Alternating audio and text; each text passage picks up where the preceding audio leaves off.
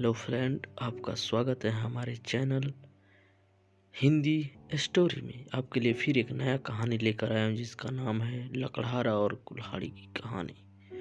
एक समय की बात है, एक गांव में एक लकड़हारा रहता था जो जंगल से लकड़ियाँ काट कर उन्हें बाजार में बेचकर पैसा कमाता था। जो भी पैसा उसे लकड़ी को बेचकर मिलते थे वह उसी से वो अपने परिवार का पालन पोषण करता था। एक समय की बात है, एक दिन वह जंगल में रोज की तरह लकड़ियाँ काटने के लिए गया और नदी के किनारे पर लकड़ी काटने लगा। अचानक उसके हाथ से कुल्हाड़ी छूटकर नदी में गिर गई। वह नदी में कुल्हाड़ी ढूंढने का प्रयत्न करने लगा, लेकिन उसे नदी में अपनी कुल्हाड़ी नहीं मिली। इस बात से लकड़हारा बहुत दुखी था और वह नदी के किनारे बैठकर रोने लगा। जब वह नदी के किनारे रो रहा तो लकड़हारे की आवाज़ सुनकर नदी से भगवान प्रकट हुए। भगवान जी ने लकड़हारे से पूछा, तुम क्यों रो रहे हो?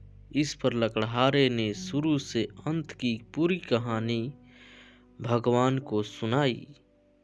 लकड़हारे की कहानी सुनकर भगवान को उस पर दया आ गई।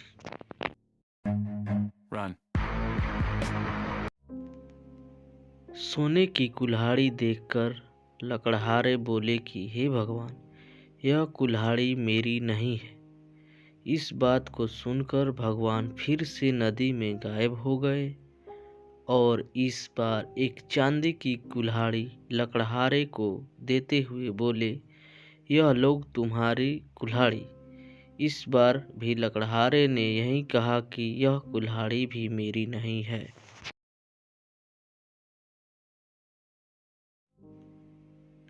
इस बार लकड़हारे के चेहरे पर मुस्कान थी, क्योंकि यह कुल्हाड़ी लकड़हारे की थी। उसने यह कहा कि मेरी कुल्हाड़ी है।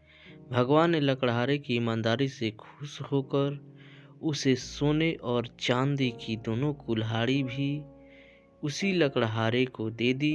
इससे लकड़हारा खुशी खुशी घर चला गया।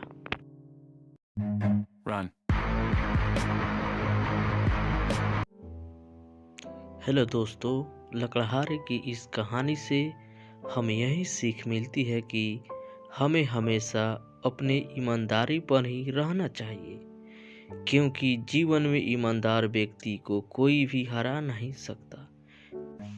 अब अपने दोस्त को इजाज़त दीजिए, फिर मिलते हैं अगले एपिसोड में।